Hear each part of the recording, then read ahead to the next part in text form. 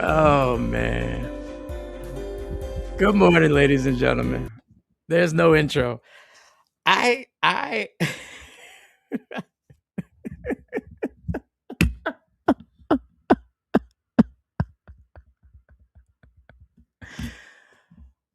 um literally seconds before we're about to start. Seconds I just something pressed and I can't I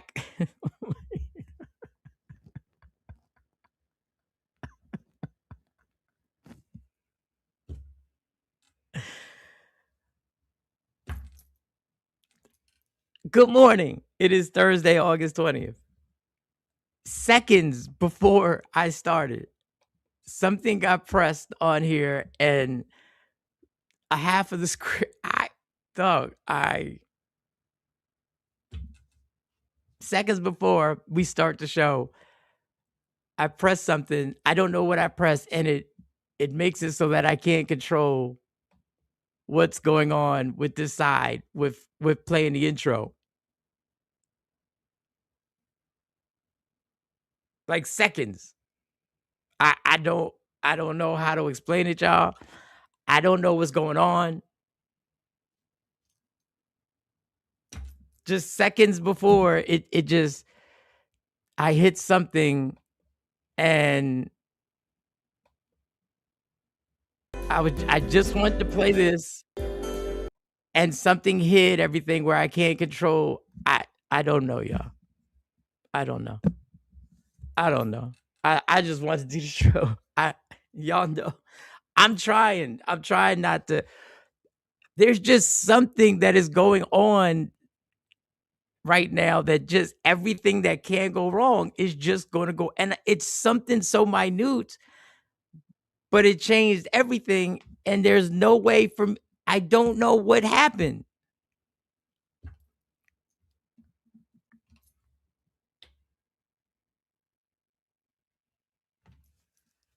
I don't know. I don't. There's no intro. There's no.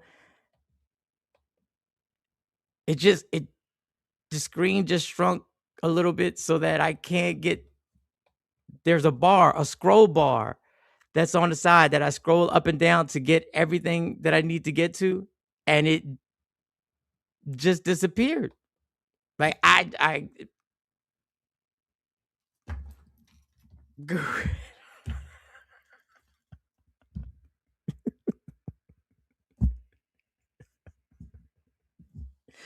I'm talking seconds. I'm talking. And it's gotta be something so simple because all I did was press this to play this, and all of a sudden, everything just I don't know, folks. I don't know. And I don't and I know this I know I look crazy right now. I know I look crazy right now. I can't make this up. Like, this shit is happening seconds before I'm about to do something. I don't get what it is, what the forces are. And I know y'all sick of hearing it. This is not entertaining. I'm literally sabotaging my own show. I don't kn I It's so simple. It just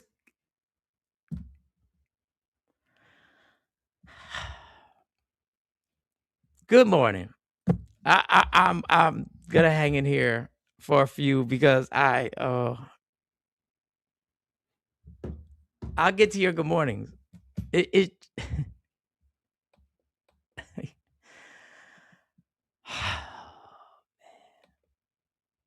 I don't know, y'all. I really don't, man. I don't.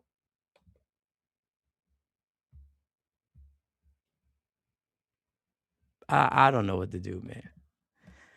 And I think I'm gonna be on here by myself. So I don't know. Maybe we'll just take this from the top tomorrow. I don't know, y'all. I had the show planned out, everything was running fine, and it's just one false move and it shut down the side of the stream yard. And I'm trying my best like to just laugh it off because I don't even understand why I don't get it, God. I don't get it. I don't. I don't understand it.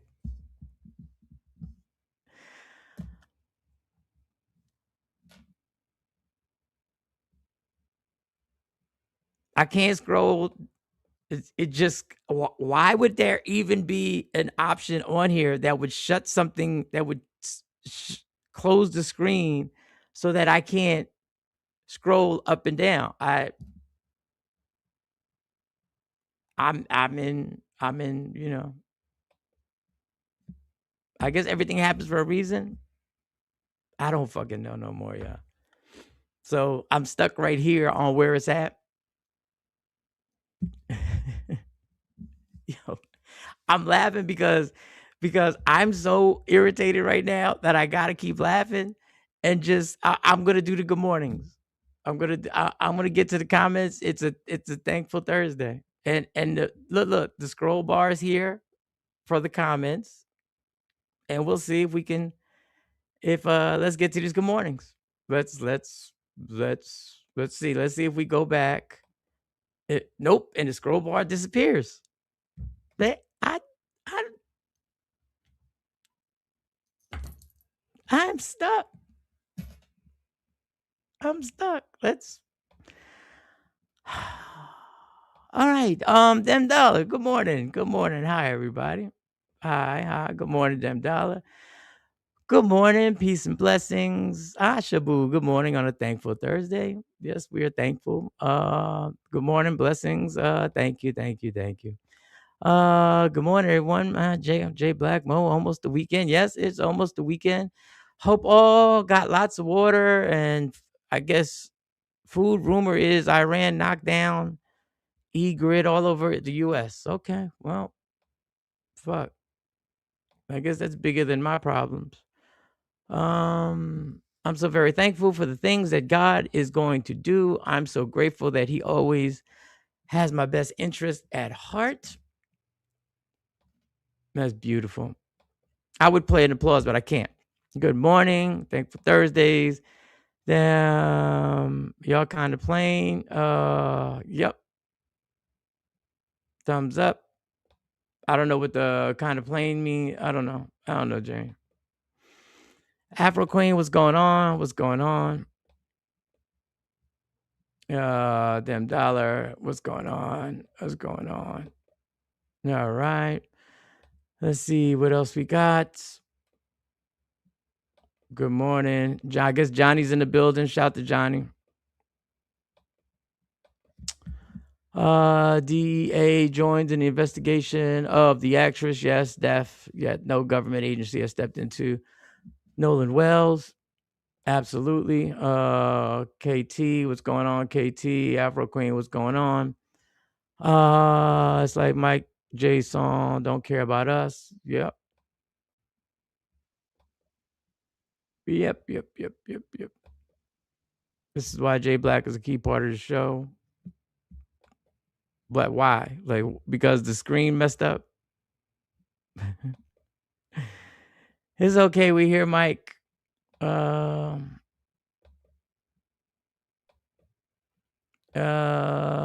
It's been that kind of week. Yeah, this has been a fucked up week. It really has. And I can't explain it. And it's just like, it just waits. It just waits. It just waits. And then something just like the scroll bar that I'm scrolling these comments on, when I go to the other, good morning, Ashley Newman. Happy day after your birthday. Rashida, what's going on? Good morning. Dem Dallas says good morning. Rashida. Mike called Jay Black. He's probably Jay can't do nothing about this shit.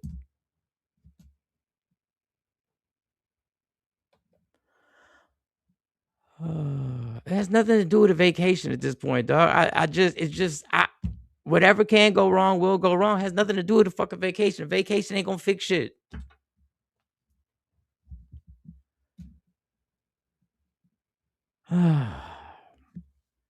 Dog, man. Jeez. I need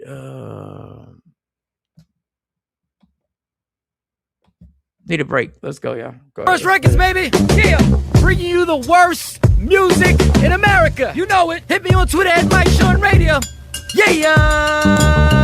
I done been to IHOP. I done been to Waffle House. I done been to Diners too. I done been to Mama's house, but I swear nobody cook grits like you. Nobody cook grits like you. Nobody cook grits like you. Nobody cook grits like you. Nobody cook grits like you. It's 5 in the morning, still I'm snoring cheese, making grits and eggs. She's making those grits. At 5 in the morning, we could only be about to eat 2 things. She's making those grits. Cholesterol is high, but them grits is on my mind. You cook them so good, I can't deny. A heart attack is worth the ride. You make me wanna be home all the time. You're cooking them grits with steak at night. Can't be cooked by no beginner. Grits make I winner. Them grits make me kiss her. Grits all on my plate. Got my stomach full. Got me feeling great. I gotta kiss her. Grits all on my plate. Got my stomach full. Got me feeling great. I done been to Cracker Barrel. I done been to Cozy Kitchen. I done been to Denny's too. Had some woman try to feed me, but I swear nobody cook grits like you.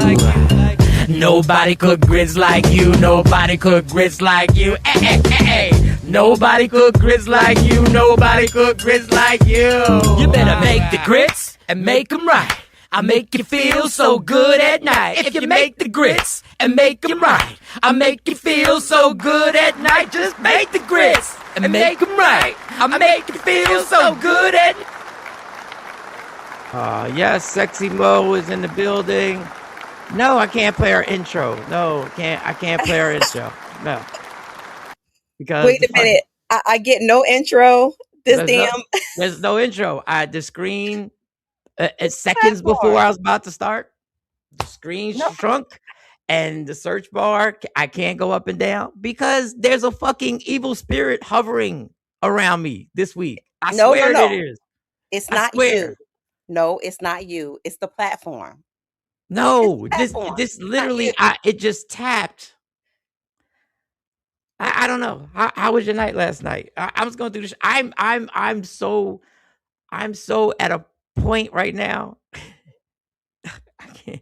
Like it's literally, there's something. Whatever you are, get the fuck away from me. Because it's happening specifically seconds before I'm about to do this show. That ain't nothing but the enemy trying to stop your shine. Just you gotta ignore it. You gotta keep going with the show. You gotta ignore all of that. You're here, I'm here, Jay Black will be here. We're good. This is remarkable. Like, this is crazy. Like, I this happened the same way a few days. I don't what the like, I don't even get it. I don't get it. How was your night last night? How was your night? I did not get enough sleep. I had a lot of paperwork to do. I had a lot to do, period. You ever have so much to do that you're like, it feels like it's never ending? Mhm. I feel like I have a never ending to-do list right now. My birthday's coming up. I can't wait to just get away. I don't even care if it's just a corner somewhere with no noise, no work, no paperwork, no to-do list. I just need to get away. Nah, I feel you. I feel getting away, Yeah, getting so I'm away. Yeah. excited. I'm excited. When is your birthday, girl? Let me make sure. Do I have this in the calendar? When is your Unlike birthday? Jay Black, my birthday is September 15th. I'm the Virgo that's gonna shout it to the rafters and to the mountaintops. I don't have a problem with telling people when my birthday is. Yep, Sexy. September 15th. But for all Virgos, we know we celebrate all month, right? From the beginning to the Yeah, I end. think all the signs try and celebrate all month. Everybody's a all month celebration. My mother is a Pisces and she just kind of skips over her birthday like, meh, Wow. it's just another day. Well, it's the countdown to Sexy Mo's birthday. So September 15th. Yes. She's in there. Um, I don't. Okay. I'm gonna try to share all of my I'm gonna have like maybe like a countdown of life lessons I've learned over the last year. Oh wow. So stay What tuned life for that. lessons have you learned? Yeah. Where do I begin? Yeah, give us a few of the life lessons. Uh, Just give me self one or two if you. self-preservation, which I'm still working on that. You can't pour from an empty cup. So Oh, all those the are community facts. service I do, you can't turn around and be the community service project because you're not taking care of yourself. So that's one of the Ooh, yeah, topics that's that a I'm going to be touching on. wow. Pouring from an empty cup, and this cup right Yeah. here is empty. Yep, I ain't gonna lie to you. Yeah, you got. And I'm sure there's a lot of people. you have to acknowledge that though. Sometimes we know it, but we still keep pouring, hoping that miraculously there's going to be some water that shows up that's going to help to get us through. And I'm sorry, as dry as the Sahara Desert. You're not going to be successful if you keep operating that way. They say operating off of fumes. You can operate off of fumes, but you cannot operate from an empty cup. Yeah. You know what? What you said was a great point. Let me see if I leave out the studio and come back. Let's see if I leave out the studio and come back. Yeah, chit chat with everybody. Chit chat with everybody. Let me see if I leave out the studio and come back.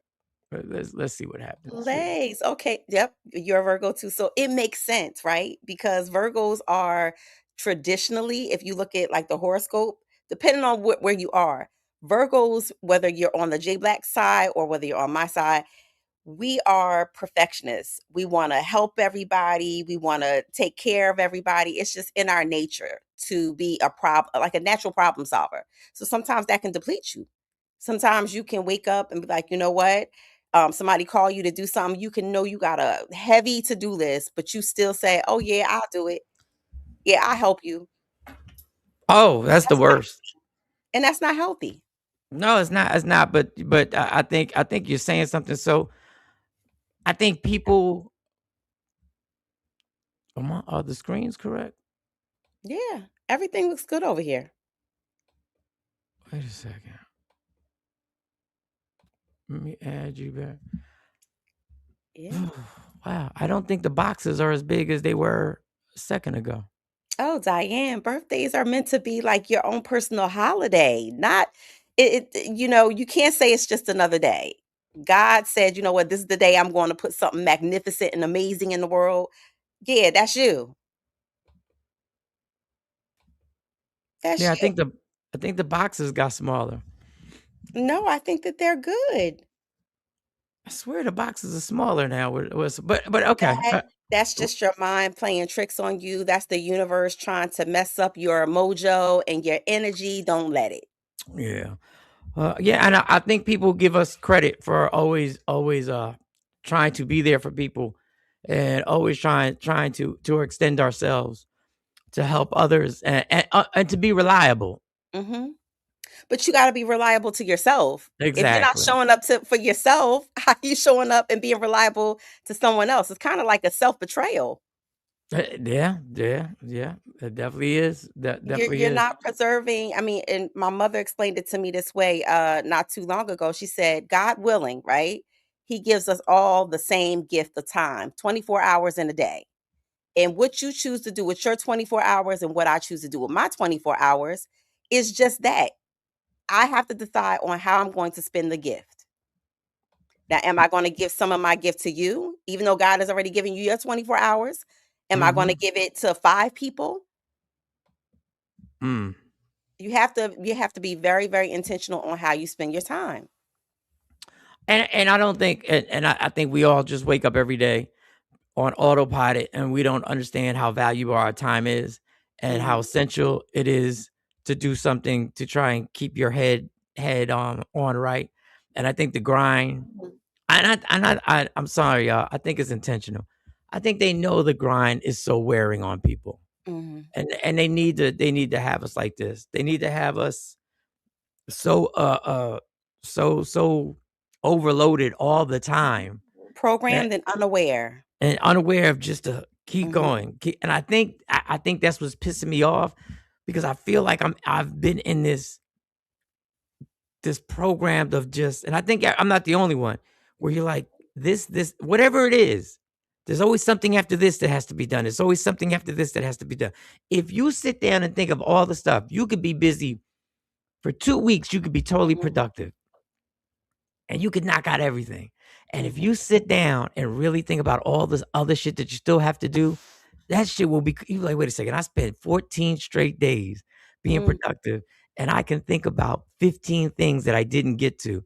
And this shit mhm. is crazy. Since you're here, and I'm glad you're here, ladies up, we talked about it at that get together that time. I don't know what y'all talked about, but good About her morning. being Septemberite. Yeah, That's the key word, Septemberite. September, right? Good morning, co-parenter.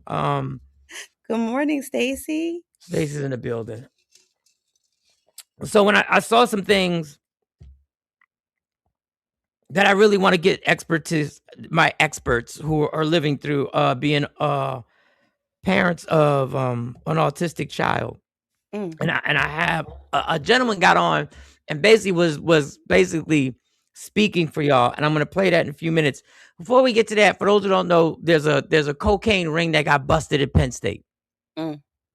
I don't know if y'all saw it. There's a drug kingpin allegedly in Penn State. When you There's say a cocaine, it's like so co- 80s. cocaine. There's That's cocaine. cocaine on the campus of Penn State, and it's not the usual suspects. And it just, let me just let you play the news report they had about cocaine at Penn State, y'all. Mm. This woman didn't acknowledge our questions today as she entered the Westbury home of Agostino Abatiello. He's the 24-year-old who surrendered today to Pennsylvania authorities a day after being charged as the leader of a major cocaine ring on the campus of Penn State University. A very hard-working family. They're really nice. They're great neighbors. And I can't believe anything that's going on. But while this Westbury neighbor voiced surprise, Pennsylvania's Attorney General described Agostino Abatiello as Penn State's biggest drug dealer. There was nothing junior or childlike about this type of conduct. This was an upper level trafficking organization for this region in Pennsylvania. Prosecutors say the drugs were brought to Penn State from Philadelphia and New York, the cocaine packaged at 2 off-campus fraternities. We found a pattern of events that showed cutting and bagging cocaine was, for some pledges, an indoctrination into the Delta Upsilon and Sigma Chi fraternities. In a statement, Penn State said it's horrified by the allegations, adding that criminal activity has no place at our institution.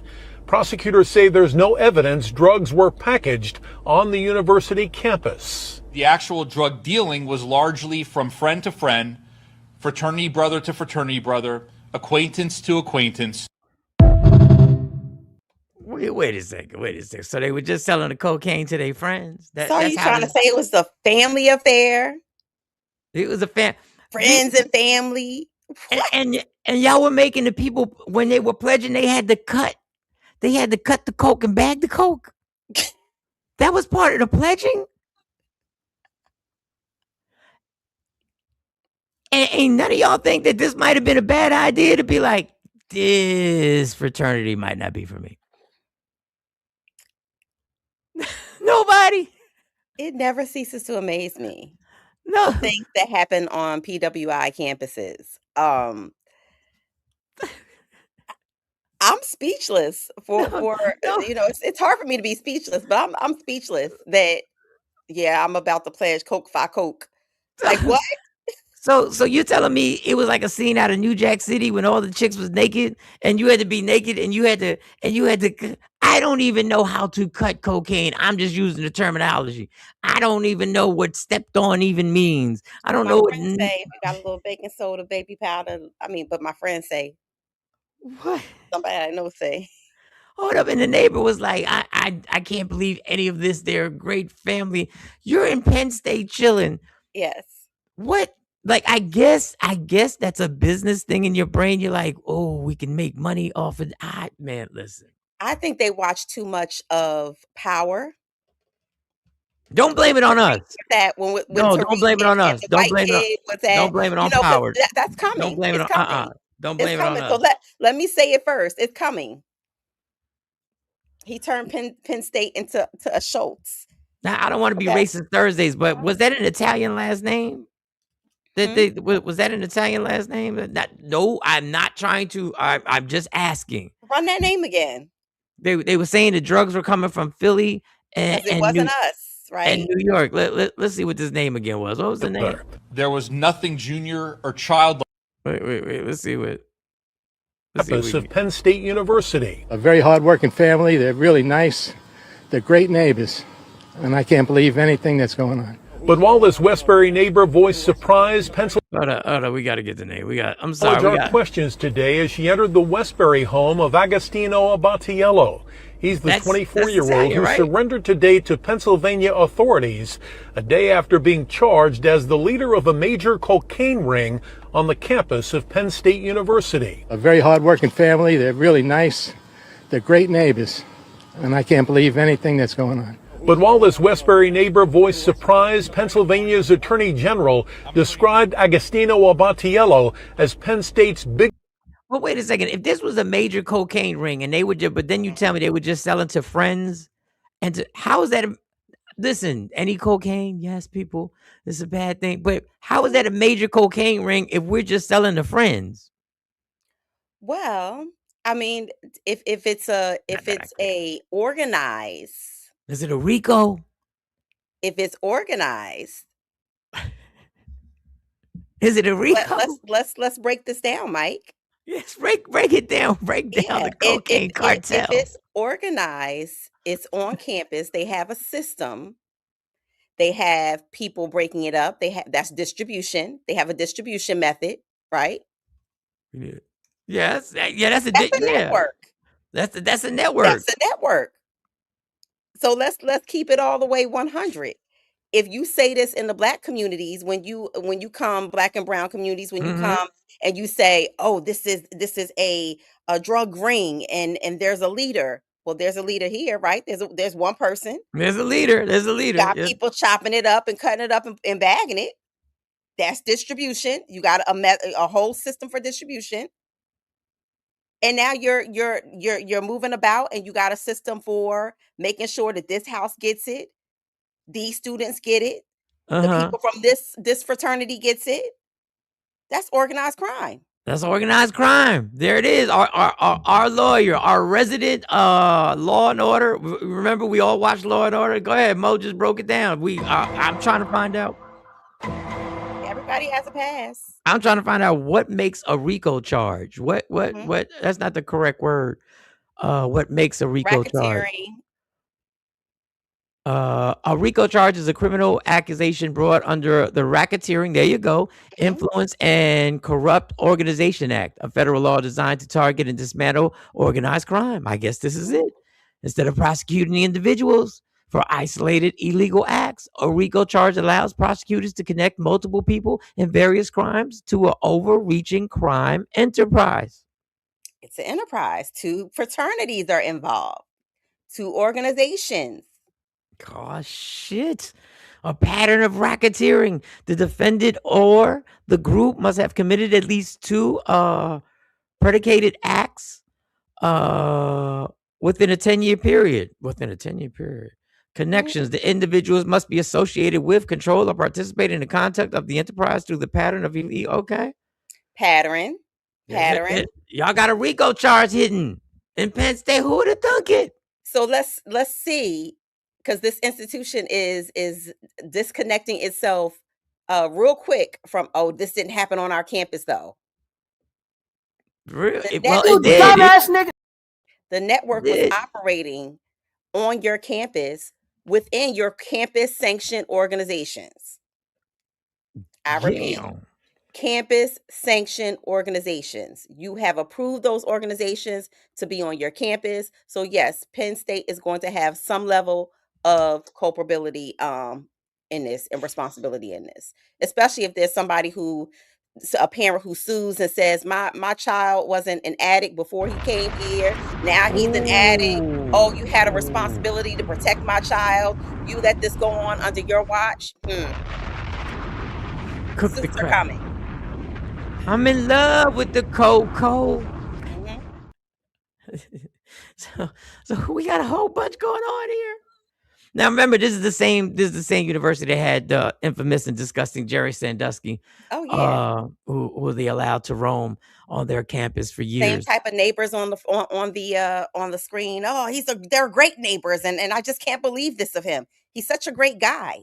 It's a great fan, and hey, and he's amazing. Let's keep it 100. There are families that you find out that you've always been cool with. They're like, hey, they were great to me. We recycled. We all took the recycling out on Tuesdays. Not trash bonding. They kept it like real talk. Trash bonding is real. Like you go out, or mailbox bonding. Like you go out to the mailbox and you're like, hey, and it gets fucked up when all of a sudden they put a Trump sign out there and you're like, you can't believe it. Right. But if you see somebody, let's be real, there are people we know that allegedly that we know that took part in criminal activities, but were super cool to you. They throw great barbecues. Never bothered nobody. They never bothered nobody. Who knew they was running cocaine throughout Penn State? Who knew? Who knew this young man? This young man. I think he's a sophomore. If I'm wrong, I'm wrong. Going to Penn State and decide this is a movie. They're going to make a movie about this. Now, to be real, as a comedian who's done hundreds of shows on college campuses, I'm not shocked about the alleged cocaine being on the campus. That just wasn't what I never dealt with that stuff. But I'm not shocked about that. What I am shocked is there's a new doll. There's a new doll, Mo. There's a transgender doll that's about to hit the market. And I want you to listen to this and see if there's a lot of interesting things about this transgender doll. But I want you to see if you pick out something that seems kind of strange in this.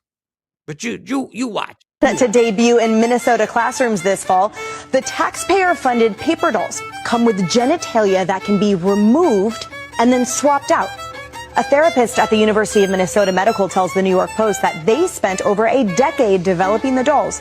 The goal is to help kids, quote, learn about the different options. That's the new doll. And I'm gonna play it again. I want you to see if you notice something that's a little Gender dolls weird. Are set to debut in Minnesota classrooms this fall. The taxpayer-funded paper dolls come with genitalia that can be removed and then swapped out.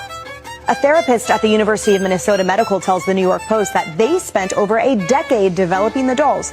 The goal is to help kids, quote, learn about the different options.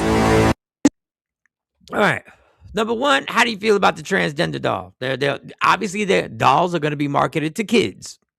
I'm going to say this. My Barbie and my Ken did not have genitalia. You can Okay? switch it. You can switch They didn't have genitalia at all. That's okay? true. There was no There was That's nothing true. down there. It was blank. Okay, and I liked it that way. They were blank. Were they non-binary? Is that the proper use? Was they? It wasn't even something that we looked at and talked about. Okay, we had Barbie who had breasts, and we had Ken with a chiseled chest, but there was nothing down there to swipe, to move over, none of that. And so for me, I feel like that is very much an agenda piece. Because even when you're looking at talking about the transgender community, and I respect everyone and whatever it is that you want to do, but when you're talking about the transgender community, why is it that we're taking children and still trying to talk about your right body parts? If you from what I understand, if you identify as a female with female genitalia, then maybe you would like a Barbie, right? If you identify as a male, then you might grab a Ken. But why do we have to take dolls, something so innocent and play in theory? Why do we have to take dolls and put them into our agenda, like our adult agendas? I don't understand that. I think it is. You made a great point. Ken had a vagina in a sense. No, he did. No, he didn't. Ken did not. Ken did not have anything down there. It was flat, and he had a chiseled chest, and I liked it that way. Okay. And KT, she pointed out exactly what I was going to say. 10 years. This doll was 10 years in the making. 2016? 2016? Somebody said, we are going to, set you up for the vote, but you have to push this agenda. 2016. Did I hear Set to debut in Minnesota classrooms this fall. The taxpayer-funded paper dolls come with genitalia that can be removed and then swapped out. A therapist at the University of Minnesota Medical tells the New York Post that they spent over a decade developing the dolls. The goal is to help kids, quote, learn about the different options. And learn about who they can be, right? Well, guess what? Why can't you teach them you can be a therapist? You could be a doctor. You can be an engineer. You could be an entrepreneur. Why not teach them that? Hey, why are you forcing an agenda for them to talk about who they identify as when they don't even know who they are as a human being yet? Just in this world, trying to figure out how to just be a good, decent human. So before we were even go back to 2016 in your mind. Go back to 2016. This doll was in development over a decade ago. Mm-hmm. What market was there? Where was the market that you were? Because normally, if you're having a doll, you what education were you giving when? If I remember correctly, we really weren't even talking about this in 2016. Mm-hmm. I got to Dallas in 2013. We weren't even talking about this. Hidden agendas. Strategically understanding when the right time to rocket launch this out to the masses. Don't let them know that we're using taxpayer dollars to fund this.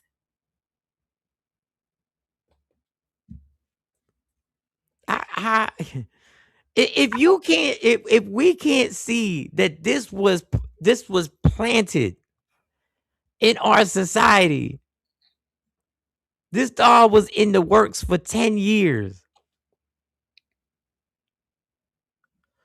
$10 says because the agenda is to turn people into non-binary. I'm not disagreeing with you.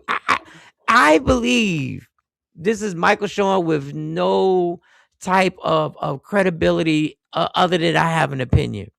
If the billionaires in this world have done nothing but continuously tell us about depopulation and reducing the populace and reducing the number of people on this planet, I don't know.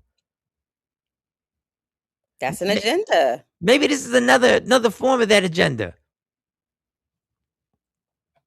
This is supposedly current cartoon people and aliens got sex organs mostly made by Japan. I don't. Okay, Jane. I don't know, Jane. Love you to death. I don't know.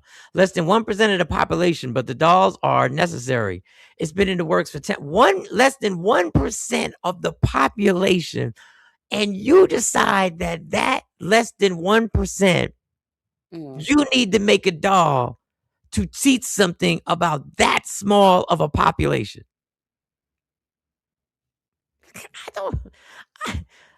I think it's right in our face. But if you remember, we played a clip where an OG in the LGBTAI plus community, Yes. I think I got it right. And I wish I She could talked about find it. this. She talked about the agenda of she broke it down with the rainbow, the colors of the flags, and the agenda to push this. Let me see if I can find that. What did I have that title? And they were against it. It was adding certain things to their community, and she said, and pedophilia was one of the things that they were adding. Yes. Oh, And I she wish said I that could there find were so her. many signs to show us, but we weren't paying attention. But it was all part of a bigger agenda. Oh man, I wish I know I have that in here, and I just don't know what I titled it. I don't know what I titled it. Jeez Louise. I mean, but I remember when they took being able to pray out of the schools, because when I can remember very vividly starting, kindergarten, first grade, and we prayed before we started our day. We said said the Pledge of Allegiance, and we prayed. And so when they took that out and they did that whole, separation of state and religion, how did it become okay to force these type of agendas back into our school system?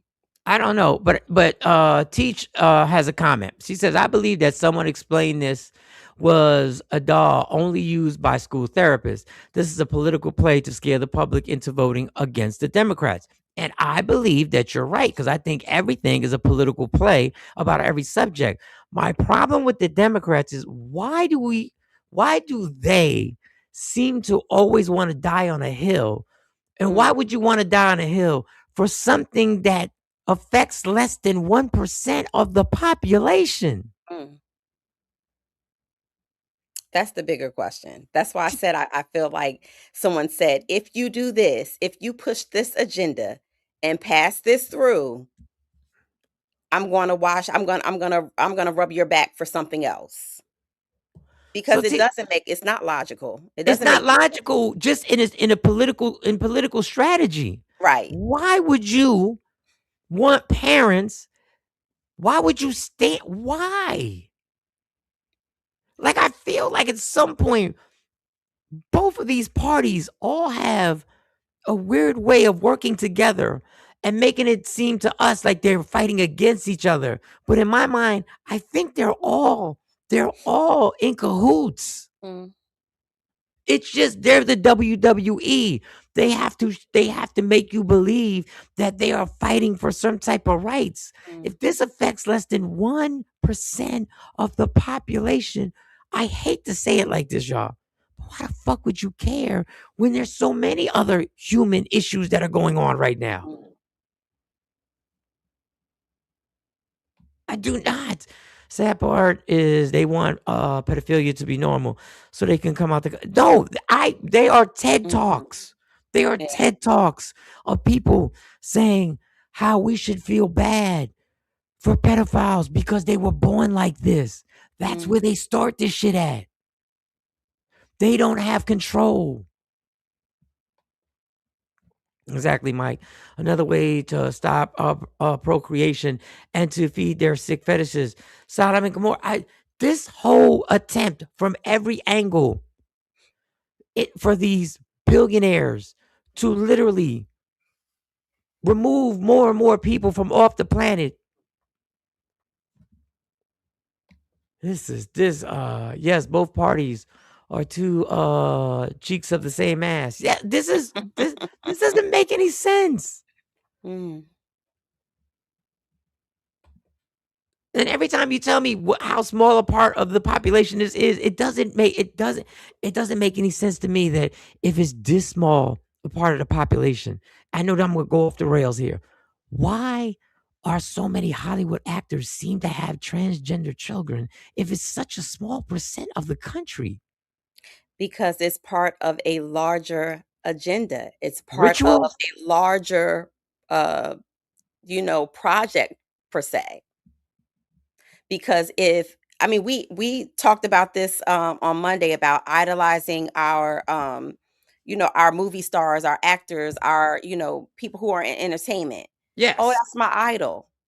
So if my idol is doing this, or if my Right. idol's family is doing this, it must be okay. It must be okay. It must Because be. we are a society of we need validation. It must be all right. Well, so and so's doing it. They look okay. Look at this family. And so we have to be very careful about who we allow our children to not just be taught by, but influenced by. A lot of these cartoons, in the quest to make everything inclusive, right? We have to be very careful about what we allow our kids to absorb, and from whom. Don't let television, don't let, these platforms, don't let these cartoons, don't let celebrities and what they're doing raise your kids. Or how about or even swaying your parenting intuition about what you should be doing and exposing your kids to. It and I get sick of talking about it, but the fact of the matter is, this is the example on how they work to normalize something Mhm. and to make us feel like our reality has to be changed because of what? You did say one time that somebody's going to one day say to you, "Oh my God, you like women? Yes. Oh, you're heterosexual? That to me, that's Like the you're like, ultimate ploy. That's the ultimate ploy. That one day I'm going to say, "Oh, she looks good," and they be like, "What? You like girls?" And Mhm. it's going to happen. And I said that joke like 10 years ago. You're just heterosexual. It's going to start with, "You're just heterosexual." That's what you're saying. Yes, I'm just heterosexual. Anyway, uh, there. Let me just. A woman gave the maintenance. She was talking to Paul Pierce on their podcast, and listen, I don't know what the price is. I don't know if these accurate prices. She gave basically the list of what it takes if a man wants to keep up with a woman's maintenance. These are the prices, Mo. These are the prices right here. These are the Let me prices. see. Let me These are We the need see. a right now. basic, we need a gold package, and we need a diamond Okay, package. so let me explain. Basic, like my nails done. Got my nails done yesterday. My nails were $200, nails and toes, right? Then I'm getting my eyebrows done. My eyebrows done are $130. Okay, so that's 200 plus 130. That's 330 right Yeah, there plus already. tax. Plus whatever tips and tips, Gotcha, right? gotcha. So let's say 400. That's 400 for two things, right? Then you get your waxes. You get your wax. That's another $100 plus tip. Okay, boom. So that's 500 right now for the three things. Then these are all basics though. Then your basic getting So your how hair often done. do you get your nails done? Every 2 weeks. Okay, so that's already, Eyebrows is every 2 that's already weeks. 400. That's So already 800 for the 800 month. for the month. So For the far. month. Okay, we had 800. We now. had 800 for the month, right? Okay. And then you put in the hair. That's The hair what? is the most expensive. Okay. So the hair is good. Like I'm getting my hair done today. Today, I'm about to go get my hair done after this, right? After I work out. My hair is going to be $400. Damn, you just got your hair done last week. Yeah, exactly. So once a week? No, well, I have to switch it up because I wasn't like getting it wet and doing all type of shit. Like, you know what I mean? So it's like the ocean, this, that I had going on. I was doing a lot. So now I have to redo my hair and take it out and do all this, right? So that's $400. So we had 12 to 1300 and then already. if you're someone who needs to maintain your hair, another $200 for the month just to go back, 2,000. wash it, get it, da-da-da-da-da-da. So that's 2,000 for the month just on maintenance. Yeah. Is that what it was? 2,000? Well, I'm based on what you're saying. Yeah. So then it's like good to 1,500 at least. I'm stuck. I think this is what happens when you're spending Craig's money, because when you're spending your money, you're not spending $400 on. I looked at the nails. She had polka dots on the first two fingers, but it looks like all she had was a manicure and an overlay maybe on her nails, right? And then she's talking about feet. So if you go to a salon, let's just say for argument's sake, she spent the $200. I could see that happening if you go to a high level salon and not the Asians from around the way. But when you start breaking it down, she started giggling to herself inside as the numbers started racking up. That shit is bizarre, yo. I don't think we understand the bizarre, and I'm trying to move on to the next topic, but them Dollar said that's why they're using the sports players now to push the gay. Dog, no, it's happening in real time right now. But that maintenance that she just rattled off, Mike. That's incredible, that maintenance. Welcome to Yeah, but every woman doesn't pay that. I mean, for me, I'll be honest, a typical pedicure is about $60, right? That's every 2 weeks. Your nails. Now your nails can range. Like if you got the designs and all of that in Atlanta, I done, walked out of there and they said, $175, please. And I was like, I'll never be back. God, you don't ask for the price before you do it? Like before you I was sent because I'm a You were sent. What the fuck? I was sent to get my nails done because that's something that my significant other he like, girl, go get your nails done. Don't you want to get your nails done? What? But because I do events, doing balloons sometimes too, it interferes. So I prefer to use a nice set of press-ons. Don't judge me, okay? Don't judge me. But I use a nice set of press-ons. So when I need to take them off, I take them off with the remover or whatever.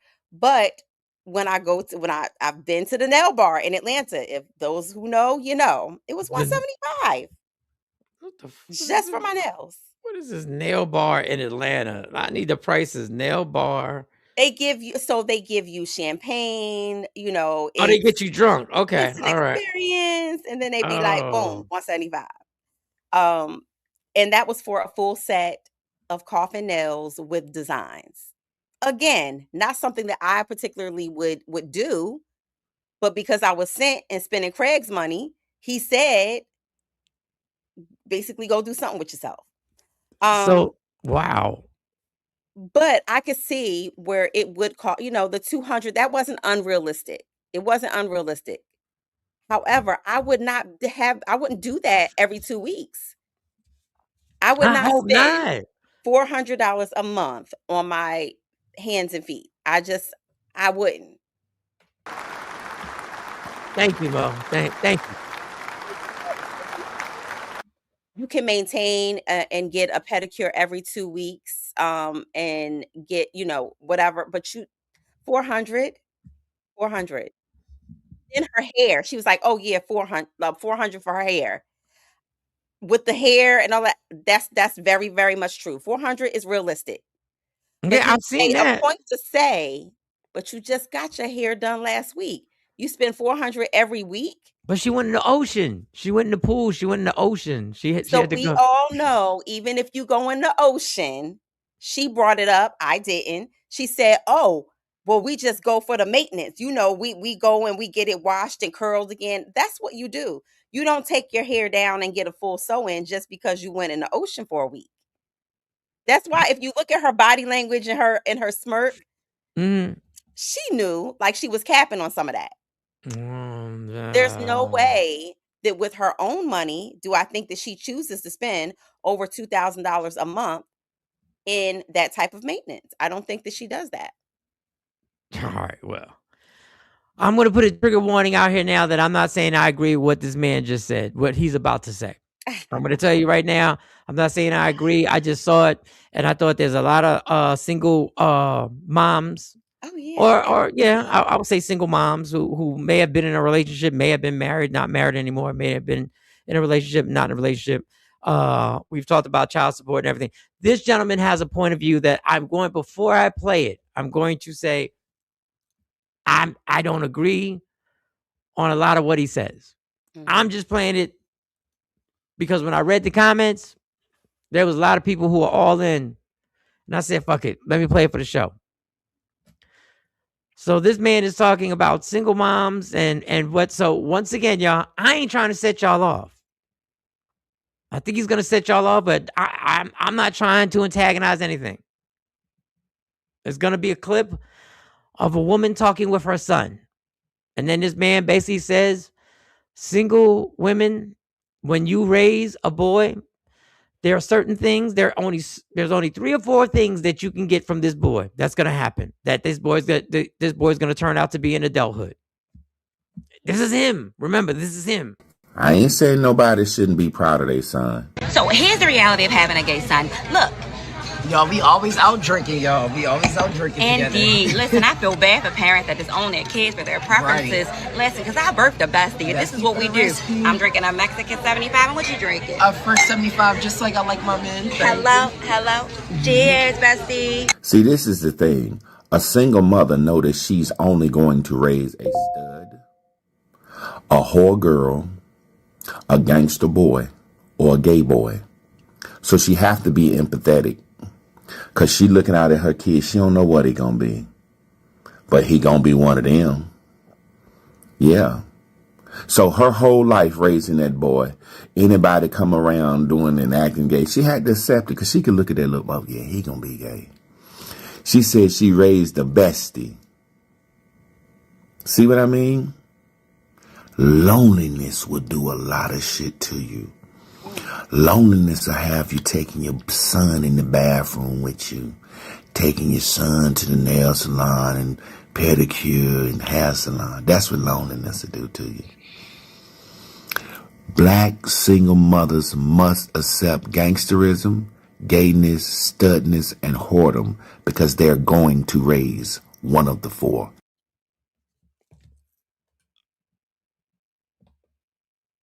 First of all, I need for him to find a good dentist and make sure he goes every 6 months before he open his mouth and start talking that bullshit. Okay. I'm sorry, because I know I'm not raising. I'm a single black mother, and I'm not raising any of any of those categories that he named. And I hate the narrative that our men, our black and brown men, show up and spew at us and say, "Oh, this is all you're capable of raising." If you're raising a boy, he's going to either be gay, he's going to be this, he's going to be that, all the negative things, right? Now, do I think that it would be great if your child could be raised in a 2-parent household with a male role model? Yes, absolutely. But every 2-parent household doesn't produce a great male role model either. But I don't think that your child is going to come out dysfunctional and a societal reject, so to speak, or a misfit, or any of the things that he's trying to paint here by being raised by a single black mother. Cut it out. Let's see what we got. That's why they're using. That was old. Salute. Let me see. Yeah, there are a lot of women in this chat. Jane. Yes, many TV and movies actor. Okay, all right. That's old.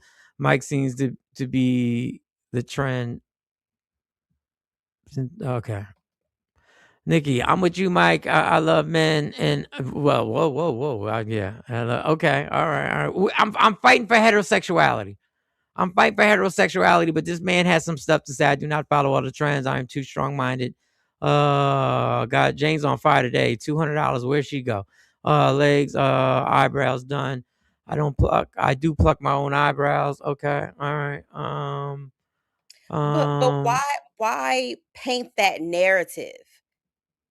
And then instead of taking jabs at the Black woman, why are you not saying, brothers, where you at? Men, where you at? Instead, you want to say, yeah, somebody made you a single Black mother and you're doing the best that you can, but on the other end, yeah, I'm sorry, that just grind my gears. What the I just said this is also what happens when people don't attend PTA meetings and participate. What's going on in their children's school / education? They've been sliding this gender thing in for years. Yes, they have. All right, let me see. We got Mo. I use okay. We're back on the press-ons. I'm late. It's not y'all. I'm late. The business owner says time spent going to get nails, feet, hair done is time away from my business. Okay, my comments are late. I'm sorry. I can hear it. That's my bad. It's just me trying. I'm trying. I'm trying. They would have to get me drunk to pay that price. Okay, we're still talking about the nails and everything. You gotta skip all the way down to Oh, I guess Jesus. them dollars, 808, them dollar. My mother was single and raised me. I didn't come out gay. All right. Good morning. All right, Jeanette. Trying to scroll down. But just pushing that Jeanette agenda, lies. period. Like pushing that narrative that, Black women have carried this nation on their back for hundreds of years in so many ways.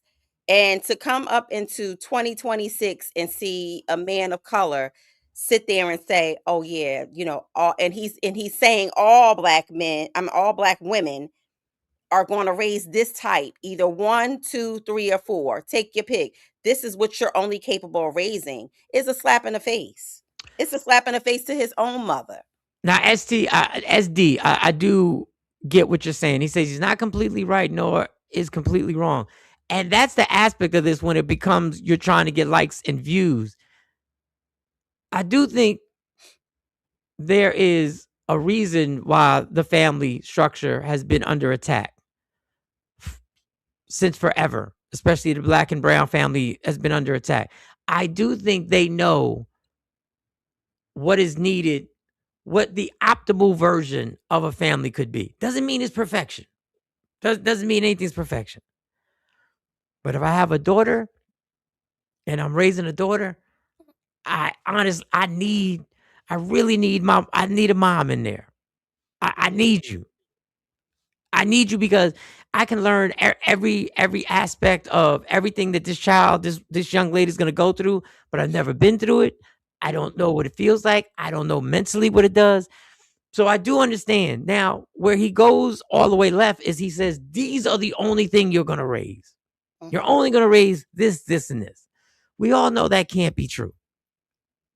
Anything that's put in that type of generalization, you lose sight of it. And it's all negative.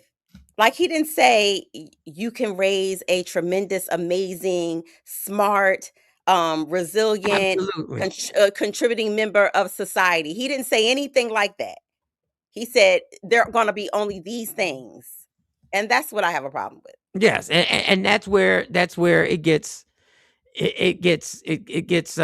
just trying to say something instead of but that's what people are trying to do. They're trying to get as many likes and views as possible. But you never know. This man might believe it.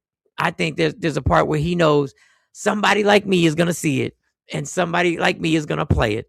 And that's the hard part about doing this show, because sometimes I feel like I'm feeding into the same shit I'm against. And maybe we shouldn't play these many clips on the show. Maybe I shouldn't feel obligated to have to play these clips on the show. Maybe there are other talking points we need to create to entertain people. I I would know like to plenty. see I would like to see what kind of mammy raised him. That's I what I know. would like to see. I know plenty of men raised by single moms, by single women are fine, heteros, etc. They are famous people raised by moms alone and not his type he mentioned. And parenting doesn't come with a manual. There is I mean, whether you have one parent or two parent in a household, it doesn't come with a manual. You do the best you can for the good parents out there. You do the best you can and you pray on the rest. But to say to spit that rhetoric out there and to try to create that narrative that black moms are the reason why that we're raising a dysfunctional society is horrific. And then you want to, I mean, not to take it all the way back to even slavery, and before talking about coming over here to this country, our children were ripped from us. Our husbands, our men were ripped from us. We were forced to, be the slave masters, sex slave, concubine, mammy to their own children, mammy to our, procreated children with them. So many things. So when you're talking about the destruction of the family structure itself and what it looks like from generation to generation, please, like we can take a deep dive into that. So stop creating this narrative that, oh, it's all the black woman's fault. And I think you said something right there. I think they knew the attack on the family structure was built so that they could cause dysfunction.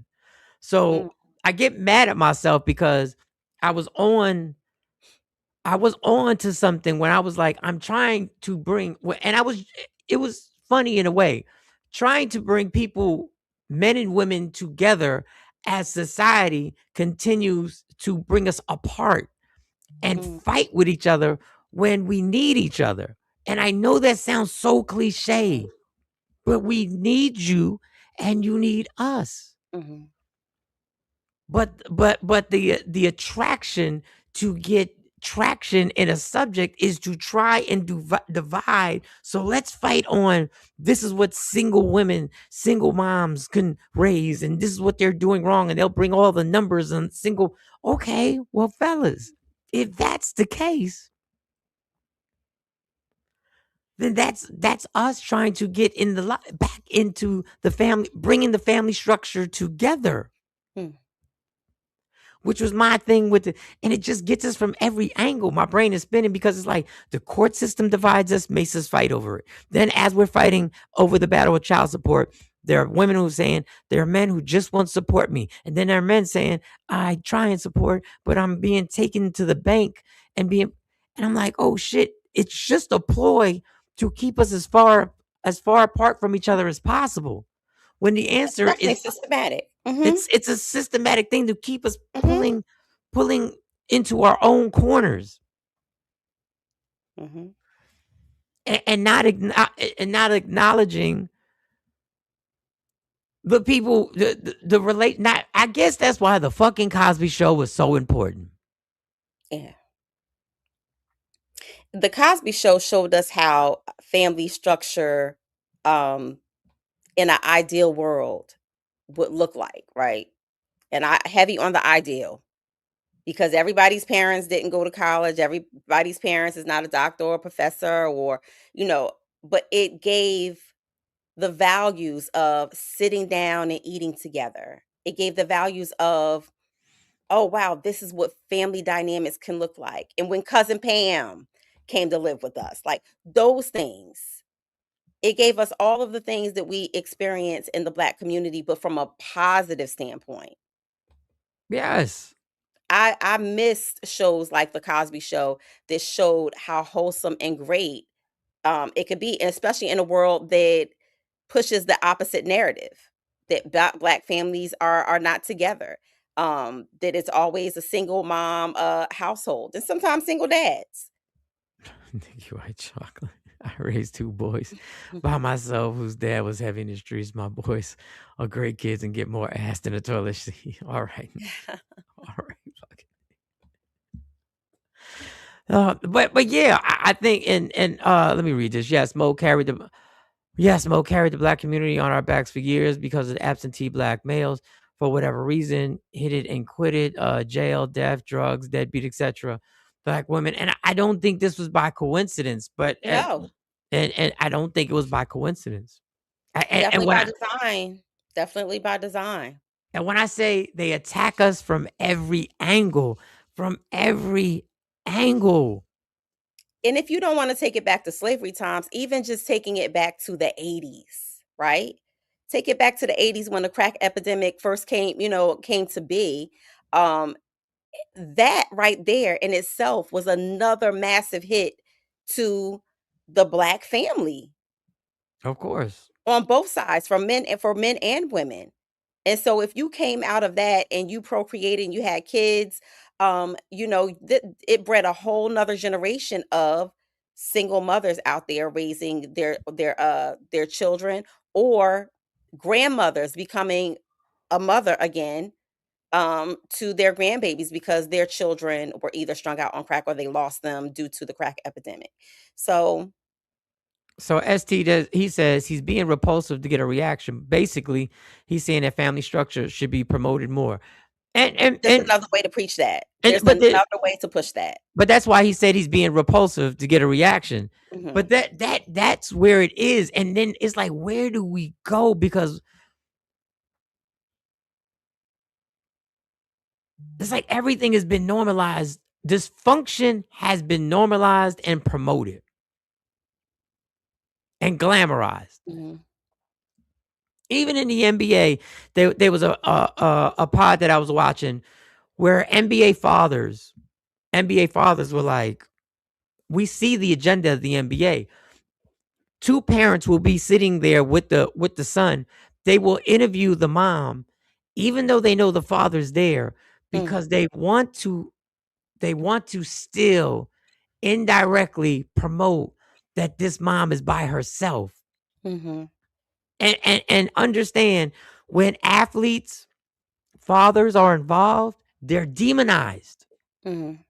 When Deion Sanders, who's one of the greatest football players, period, to ever play, is in his son's lives and is giving them advice and is coaching them in high school, coaching them in college, he is called an interference. He is called a distraction. Mhm. But when Archie Manning, Peyton and Eli's dad, demands that the NFL, my son is not playing for the San Diego Chargers at the time, he's not called a distraction, just called a good dad. Mm. When he's at the practice facility, he's just called a good dad. So there's always an agenda to try and make sure. So it's like us even trying to fight to bring us together is so fucking like, it's like a challenge to be able to promote people that even your journey on trying to find your partner has to be done differently. Mhm. Even your journey has to be done. And I fell for the same programming. I was programmed. I was supposed to run around and talk to as many women as possible. I was programmed to conquer and to date, sow your royal oaks and all that good shit. Mhm. When in actuality, it's the dumbest thing ever. And it's really dysfunctional because Absolutely.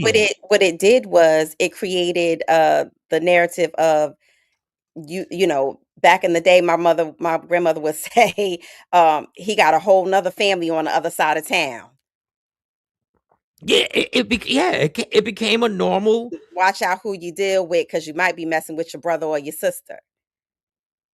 And that is something, again, from the dysfunction of it all.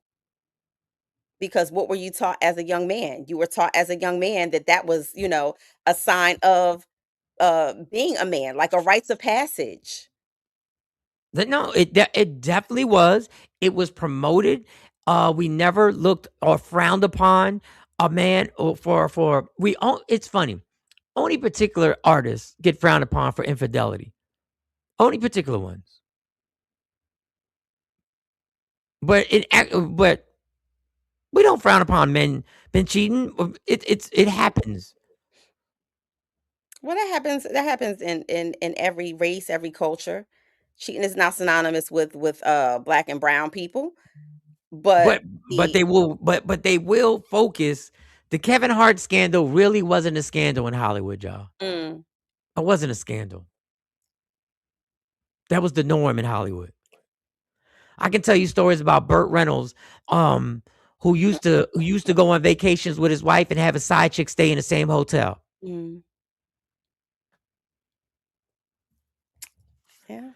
Fighting for and if you say I'm fighting for heterosexual relationships, the first thing they will attack you and say you are homophobic because you're fighting for heterosexual relationships.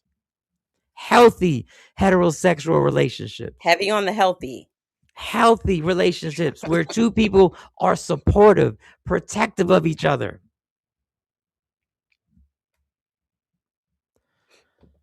Here, I'll give you one in a relation. And I thought this was this two young let me see. I sent Kamara. Did I just cut somebody off? Okay, I'm sorry. Let me get this. This is basically a little relationship thing that went on. Most humans are dysfunctional for many reasons. Why is that? I don't know, Jane. White, Chinese, Indian, all human being families dysfunction. I think it's all depending on what you consider dysfunctional. I can't argue that point. So this couple, and this is I'm going left. I'm sorry, y'all. I should have this more organized. I was thrown off This today. show is about trends and topics. You're right on. You're right on Trends cue. and topics. So basically, they're doing a video, and it's one of those ghost riding videos where you jump out the car and the car keeps driving, and you get on your skateboard, right? And then you jump back in, you make the video, and you bounce out. Well, what happens is this couple is confronted by somebody who lives there. And I thought this was interesting. Let me see here. I thought it was interesting how after the older man confronts them, the woman gets back in the car and they have a dialogue between each other. And I just thought it was interesting on this dialogue. So I'm going to play this and we'll take it from there. Karen, Mr. Karen over here.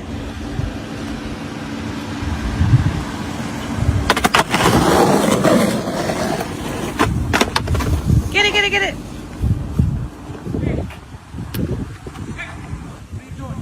We're filming a video. There's a 4-year-old kid that lives in that house. Okay? I want to talk to him. No. Hop in, let's go. Come on. No, I want to talk to him. We'll talk to him in the car. Let's hop in. What? It's not one of the kids. Get in the car. I'm not asking. Get it? I get it. You can leave us alone. A 2-year-old? Yeah. What does that matter? Get in the car. Who's driving the car when he's fucking around with a skateboard? Just relax, bro. Just do it somewhere else. Take my picture. Taking it. In the car! All right, so you heard him yell, "Get in the car." So he's already told her to get in the car like 3 or 4 times. Right. Okay, so here you go. The hell do you think this is? That is annoying. No, you don't get to make your own decisions. Stop. You don't run shit. You don't sit there and bicker old people. You hop in and you leave. We're sitting here ghost riding the whip in the neighborhood. Stop acting like we're not in the wrong. And then you're antagonizing him. If he goes and slaps you, I have to go grab him. You don't get to do that. If he gets in your face now, I have to fight him. So you don't get to act all big and bad when you're with your man. It's not funny. Now he's gonna call the cops, and now there's problems. Now I have to deal with it. And I told you, get in the car. You need to learn to listen to me. No, you didn't. You're talking shit to him. It's not a safe thing. I have to scream at you to get you in the car. You won't get in. You're sitting there talking shit to him. It's not okay to do that. I get it. Just don't go too far. I said 5 times, get in the car. You have this ego that you think it's okay. People think we're doing something wrong. We are doing something wrong. We're totally in the wrong. We're in front of his house. I get it. Just please stop. I need you to say, next time that happens, I will listen to you, I Judah. understand. Yes. I don't need to be yelled at. Yes, you do. No. You wouldn't get in the car. I had to scream at you. Is it acceptable for me to yell at you? Yes, if I'm not listening to you and you're arguing with a grown man, Okay, yes. There's no reason for us to yell at each other. It's fine. I understand. You gotta. So Okay. Yeah. As the only ovary square right now. ovary. Go ahead. Don't beat me down. Don't try to drag me too much. But I don't see anything wrong with what he did. I think that he was absolutely right. Okay? You got to listen. Okay? The way that he broke it down and explained it to her about why he even raised his voice, to me, that was healthy communication. Because I asked you 5 times to get in the car, right? And now you're arguing and you're disrespecting and you're causing drama. And the way that he broke it down and explained it to her, I'm going to have to protect you. If he gets in your face, then now I have a problem. He's going to call the cops. He's looking at our license plate, all of the things. He's saying that and all I did was tell you, come on, get in the car. And he said it so nice and calm a good 5 times. So, Come on. as we do to children, right? Don't touch that. Mommy said, don't touch that. Please don't touch that. Get your mother effing hands off of that. Like, and then they stop, right? Then they stop. And listen, and we're gonna bring Kamara. Let me listen. I fixed that. Kamara's here. Kamara's here. It's Thursday time to get your finances together with the Finance Rebel. Let's go. Ain't no stopping us. Ain't no stopping us. Kamara's in the building. What up? What up, big dog? What's going on? Sorry. It's Thursday time to get your finances together. Y'all trying to get me in trouble first thing in the morning. First thing in the morning. For Kamari, our financial untaxed expert, is in the building. I missed y'all.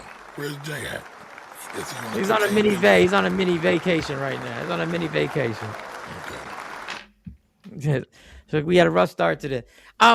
Somebody's gonna say the way he talked to her by yelling at her. I promise somebody's gonna say that is toxic behavior, and she is not his child, and he shouldn't be talking to her like that.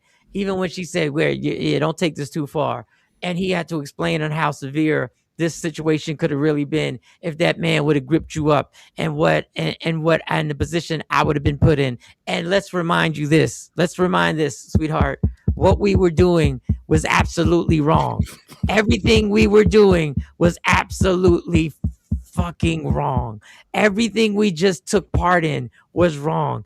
And you sat out there with your white privilege ass, and that's the one thing he missed. You sat out there with your white privilege and thought you could pop off, and he got pissed and brought her back to reality. But is she really in reality? Because even then she was like, I don't think there's ever a time for us to ever have to yell at each other. Well, clearly he did. And if you're a man that cares about women, you've probably been through this. I know I have.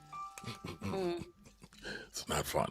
It's not fun. Oh, it's been in situations. I've been in situations where a woman said, I'm hungry. All right, cool. And we were driving, and there was a spot. She said, let's go right there.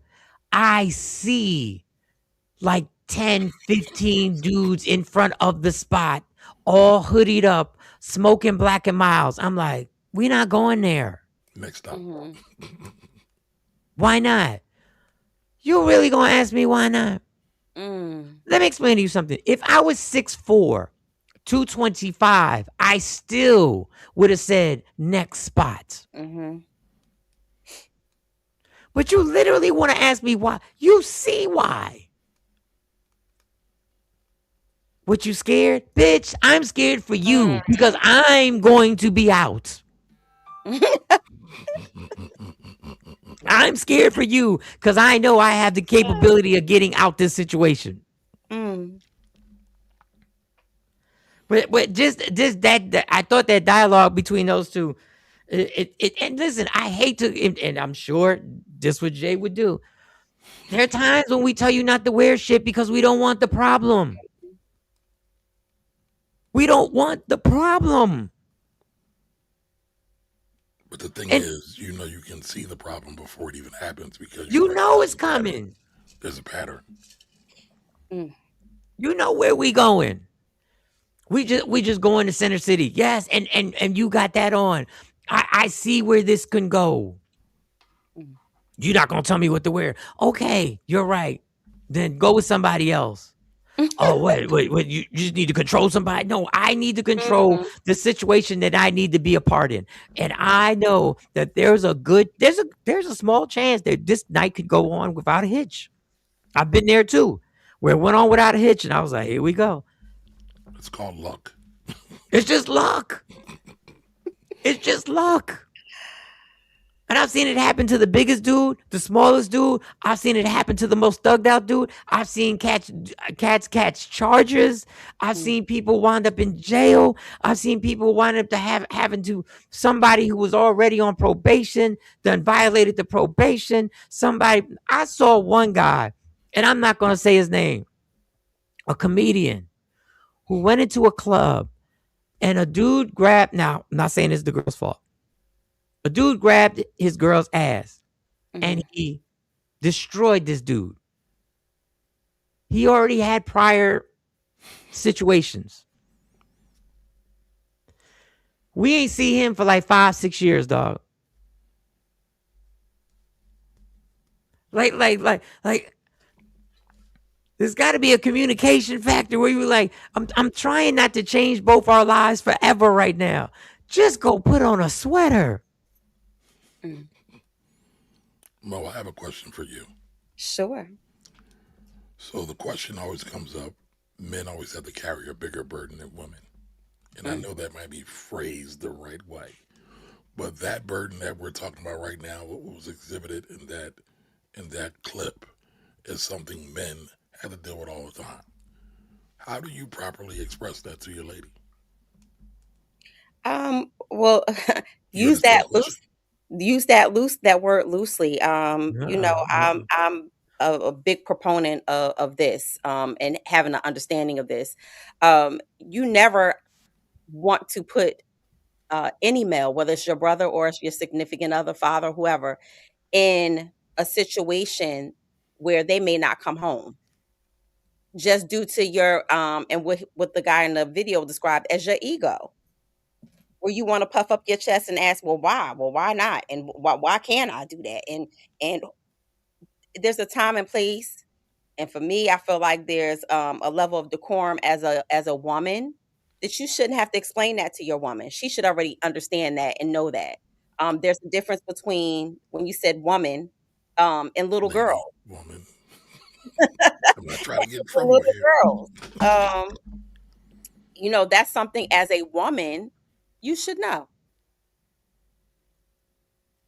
But what if they don't? What if you're a guy who's unfortunate enough to not have a lady who has that level of maturity? You don't date her. We have to have a conversation about expectations and what things look like when we're out in public. And if she doesn't understand that and can't subscribe to that, then that may not be the person for you. She may not be at the level right now. She could be a spectacular person. But in terms of making sure that you come home at night and making sure that she's not putting you in harm's way, no, that's a non-negotiable. That's a non-negotiable. I don't care how pretty she is, how great she is in bed, or all of the things. That's a non-negotiable. See, I knew this was going to happen. Correct the Culture says we're blaming women for men being disrespectful. But that's actually a reality. And so how do men who want to be respectful navigate that? But just like in Mike's when he said that, they pull up to a place and you see 15 guys in a hoodie, they may not do anything. But the luck of the draw, you know what? They may. And so in order to keep yourself safe and keep your girl safe, you're going to avoid avoidable situations. It doesn't make you a punk. It doesn't make you, you soft and all of the things that we spew at men. It doesn't make you any of those things. It makes you smart. And maybe this is the fault of guys that make this false perception. You do know that there are certain situations I can't protect you. You do know that there are certain situations that just science, just science, I can't protect you. Like if me and Kamari are somewhere, and we have this feeling that if we walk over there, past those 10 dudes, that we have a feeling that they could be a problem. It's probably advantageous for us to be like, you know what? Not today. Let's get, because in actuality, he can't protect me and I can't protect him. Like there's certain situations. If a woman if you are with somebody, and this goes both ways, if you are with somebody who routinely keeps putting you in situations that could end up with something harming you, you have to ask yourself, why am I with this person? Like you can only at a certain point, it's gotta be your self decision about yourself. I can't be with you, girl. Like where you like going, what you like doing is putting me in spots. And women, if you're with a man that this has happened a billion times, if you're with a man that is living the life, whatever that life may be, but that life means that there could be random strangers who pull up on you who don't like them. He will make you feel safe. Women, I understand you feel safe. He got this, he's done that. He be popping off. But you do realize you have now been put in a situation that he can't control bullets. He can't control freak things that might happen. He can't control a car chase. He can't control you getting pulled over in a car and there's shit in the car and now y'all both go to jail.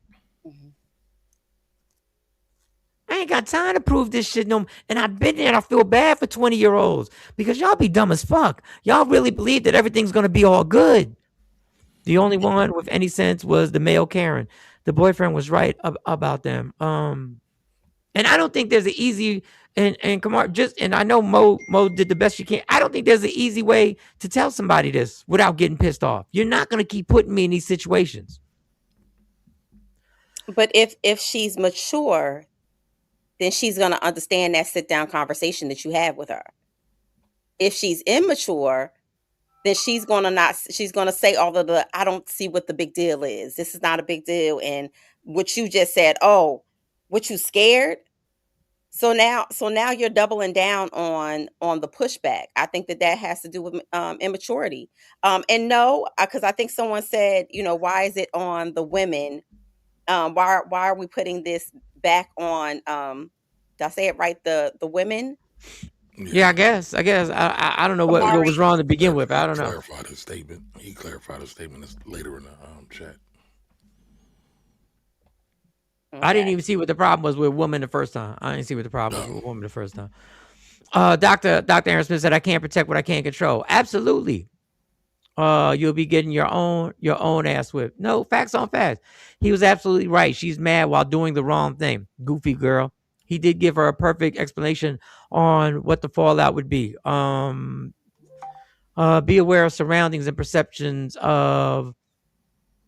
vital these days.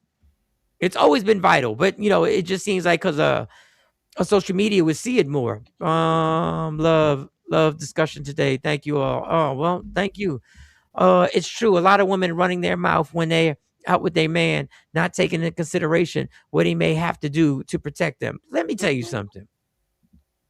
Every man that I know feels obligated to protect their significant other woman. They feel obligated. That is a part of the job description. But you're not going to keep pulling me into bullshit. Some will say that's toxic masculinity, though, Mike. Yeah, some might say that's toxic masculinity. Call it what you want. Let me tell you something. All this toxic masculinity shit. If y'all find out that a woman was with me and I ran and I let her get beat the fuck up, y'all are coming for my neck. And jokes for days. Jokes for days. Jokes for days. You have the obligation to stand there and be like, if somebody's gonna take this ass whipping, it's gonna be me.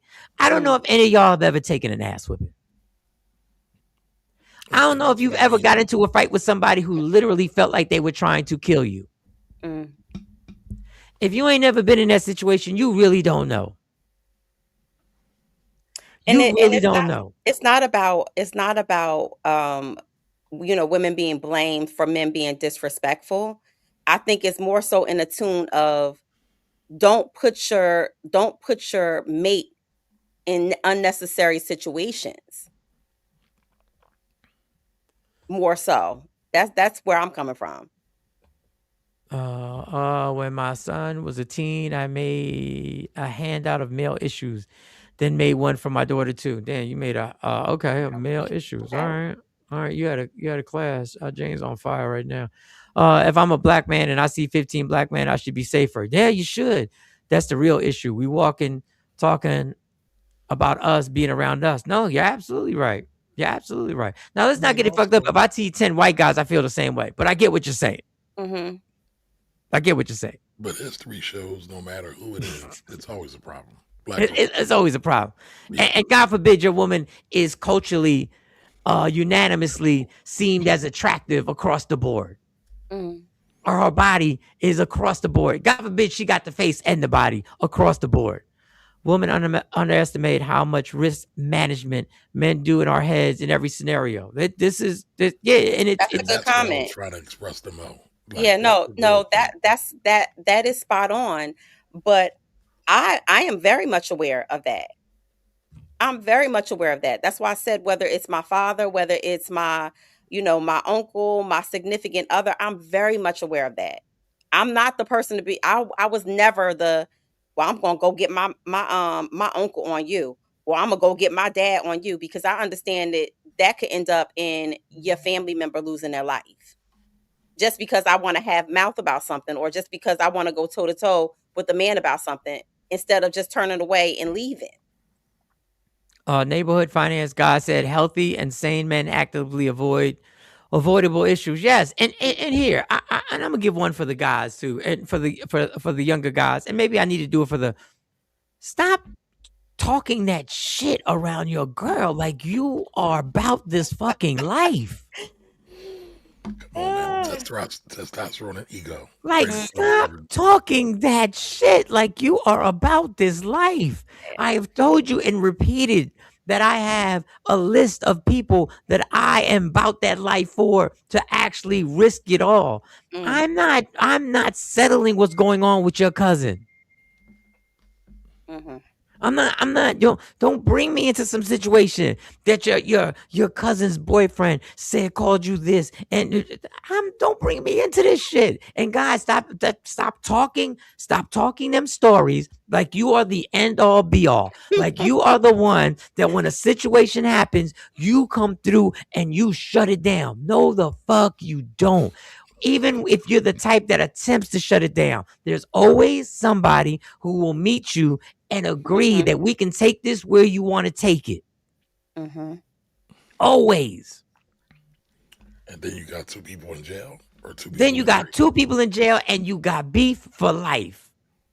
Well, I'm an equal opportunist, Mike, when it comes to the man and the female thing, because women do it as well, though. Like men do it as well to women. I'm gonna go get my sister to F you up. I'm gonna go get my aunt to F you up.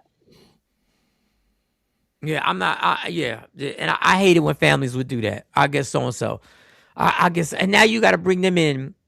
They ain't doing nothing but sitting there watching TV, and now you make a phone call to bring them into some. I hate when people bring up, man, that shit is ended so tragically.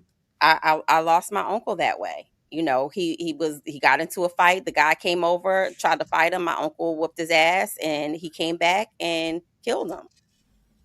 And it was all over a domestic argument. They had nothing to do with neither one of them. That's tragic. Yeah. And it's not an isolated story. It was a situation where she said, "Oh, I'm going to get my brother." So now you have your mate this gone, and then you have your brother who's in jail. Jeez. Yeah, so that's why I'm very adamant on things like that. You have to be very careful about who you bring into violent or potentially violent situations. Yeah, I don't know if based on your ego, and leave your ego at the fucking door, y'all. Yeah. Trust me, just leave it there. Just like, once again, I'm not gonna act irrational. There's only a handful of people that I'm like, here we go. Here's the bull. Everything else, I'm trying to live. I'm not trying to take this where. And guys, stop talking that fucking talk that you will take it there. No, you won't. You won't. Mm. Because if you 35 years old, when have you? Because people who take it there normally got some fucking priors that are going on.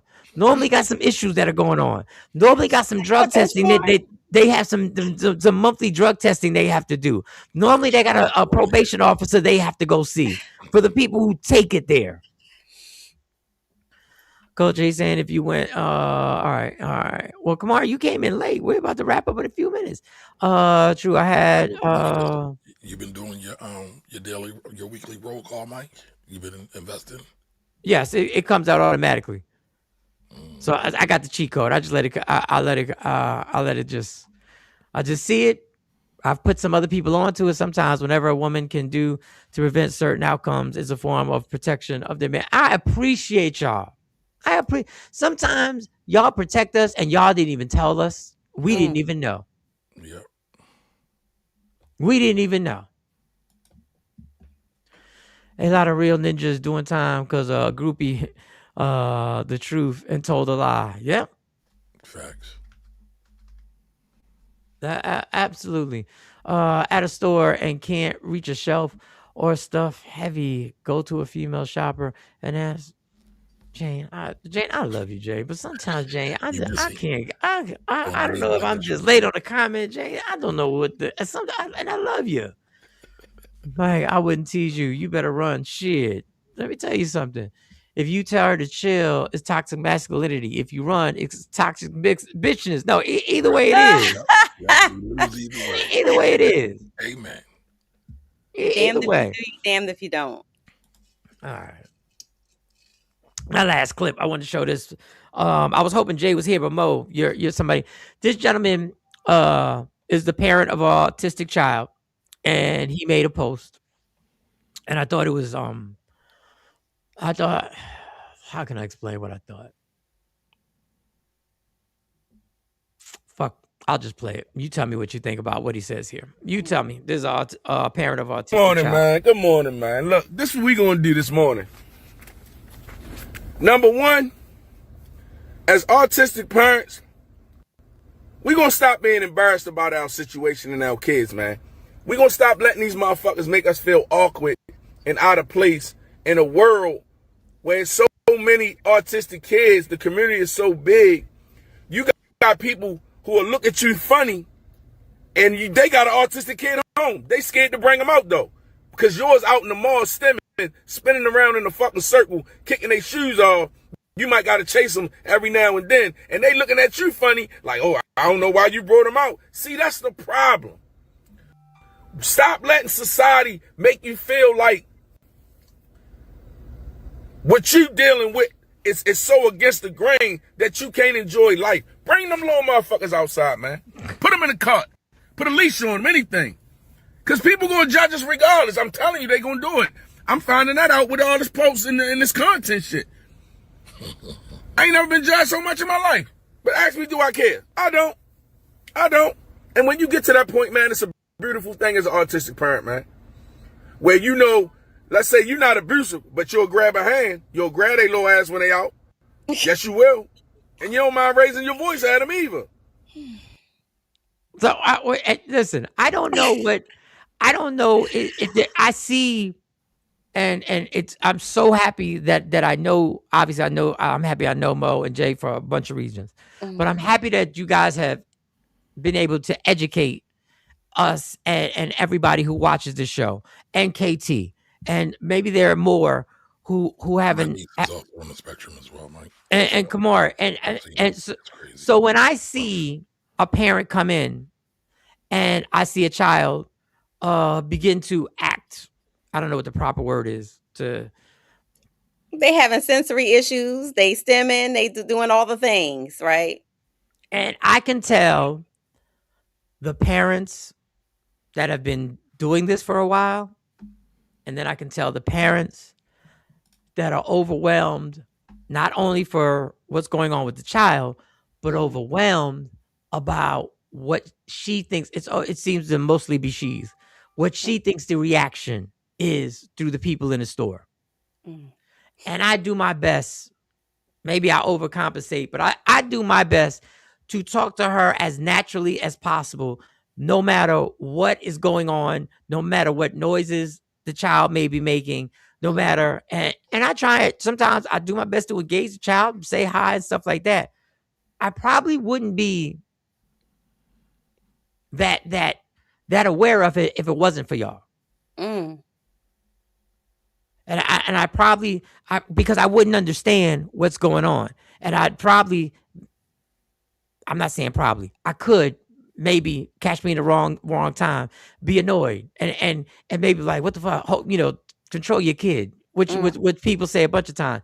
My question to you, Mo, was it did you ever feel the pressure of society having your child? Were you ever in those situations where you had an awkward feeling, or what were your feelings when doing that, when you have you and your son are out in public? Oh, when my son was younger and he was doing all the things, right? Falling out in the middle of Tarjay, because he couldn't get something. All of the classic things. I call them classic things because autism really doesn't have just one structure. That's why they call it a spectrum disorder, right? Uh-huh. So I used to give people the face. I used to cuss people out. Do you got a problem? Mind your damn business. I never apologized like for and I definitely never just said no, I'm going to keep my kid in the house. I was the parent that had my child any and everywhere with me. And it was never excuse him, it's excuse you. Because as an adult, I try to use those moments to educate as much as Uh-huh. possible. I think I had had him. He was a little bit older when he was over your house, Uh-huh. and Gabe when he was younger, he used to want to flip on everything Mhm. or roll around at certain times, and I would just say to people, "Oh, excuse me," or "I'm sorry about that," or I would tell him, "Now, okay, you're not at home." Just readdressing the setting that he was in, but I never made an apology about how he was Right. because, and I would use the analogy that if somebody in here had MS and Mhm. their hand was shaking or knocked something over, how would you treat them? Because that's something that they can't control their body movements. They can't control that. So I liken that to the same, way that you would treat someone who can't control some of the things that you see, whether it's stimming, whether it's, rolling around, having the need to go around in a circle, those things. You wouldn't tell, when, like you just said, oh, sit down somewhere. You would tell them, yo, you need to chill. The kid need to chill. You need to sit down. You wouldn't tell a person with MS that. Right. Or Tourette's. Or Tourette. You wouldn't say to them, why, stop cussing or stop having outbursts. It's the same with children who are on the spectrum, who can't control their impulses at times. And when I see, and this is so, and maybe we're just we have a different, we have a type of friendship where everybody gets their space. And I didn't know that Mo and Jay Black, honestly, I don't even know how I found out. Mm. I think it was just casually. But when I see what parents go through in public, I was like, wait a second. So Jay, Lady Q, and Mo, this is the patience that you have to get. Because is it just patience? Do you just weather the storm? Are there techniques? I think KT clicked on, but I was gonna click her in, but she left. What do you like? What are there things that they teach you how to handle these situations? Because 55, your kid, not your kid, but if my kid is acting up and having a tantrum, there's a way that you just grip them up and you take them to the car or whatever. But do you have anything? Is there a rule book? Is there instructions? So I was a behavior specialist before I had my kid. Yeah, So I and guess so. Yeah, And I that. try to tell people all the time that you could tell people what to do with their children and come home as a parent of an autistic child and not know where to start with your own because it's never the same, and it's actually worse because you are a professional in that field and people are looking to you like you should know how to fix this. You should know how to control your child. Your child shouldn't be doing these things because you're a professional. So it's actually worse because the amount of responsibility is placed on you. Like, why don't you have your own together? Ain't this what you do every day? Yeah. Wow. I mean, I think it's Okay. also interesting too, Mo. A lot of times, because of societal pressure, people delay getting their children tested. A lot of times because they don't want to confront the issue. So that's another thing. MC said, can you explain the stemming term? I think I understand it through context clues. Explain the term stemming. Stemming it looks different in each child. You may have, for example, you may have a child who has to go around in a circle 3 times before they enter a room, or you may have someone who, like I gave the example of rolling on the floor. You may see the hand flapping. Not all children stem the same. Right. It might be subtle, it might be very, very recognizable. Again, every child stems differently, even adults. But Mo, So correct me Everyone if I'm wrong. stems. Everyone has a everyone stem. stems. Do you All Mhm. right. tap a pen? Do you tap a pencil sometimes when you're waiting Good for morning. something? Do you know someone who, like, tucks at their ear as they're reading? Yeah. Doesn't mean you're on the spectrum, but yes, these are all things that we all do. But Yeah, my it stemming is was Smoking called it's is the a same drinking. stem. process things, right? Go ahead, KT. Smoking What? is Oops, sorry. Go ahead, KT. no problem. Smoking is a stem. Uh, I'm stemming. chewing gum is a stem. Mm, A stem is pretty much an involuntary reaction to something being off in your nervous system. I'm trying to say this as easy as I And most possibly time it's can. outside stimuli. As something from the outside. Hmm. So think about it as a hard wind blows past your face, you're instinctually going to blink. okay. So for my son, if that wind blows real hard, just as an example, if that wind blows real hard, he's going to blink and he's going to flap his hands. Hmm. So It could be KT, smell when too. It could be when you were smell out, food. Yeah, when it could when you be were anything.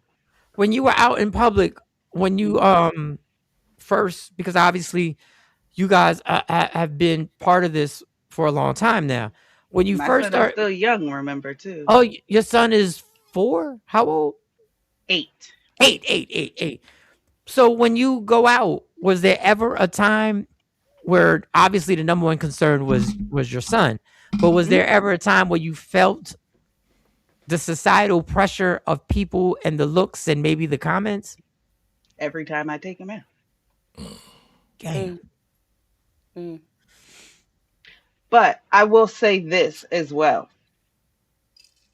And it's funny because I believe Funky Daniva is going through it right now because of a comment that he made, and he actually wasn't wrong. What I'm also not going to do is take my son into situations that I know Mm, he's not going to be comfortable in, mhm, Wow. because And do you, ultimately it's him first. I can give a fuck around the people around me. Like Mo right. said, you try me if you wanna, but I'm not going to put him in a situation where he's uncomfortable. My son does not like restaurants. He mhm, closes his ears. It's too much going on. He can't focus on eating. He doesn't even like the cafeteria at school. mhm, So why am I going to take him to Friendly's? Why am I going to take him there if that is not where he wants to be? It is not his favorite place to be. Why would I go there? Are you going to go someplace that you don't like, that you're not comfortable in? mhm.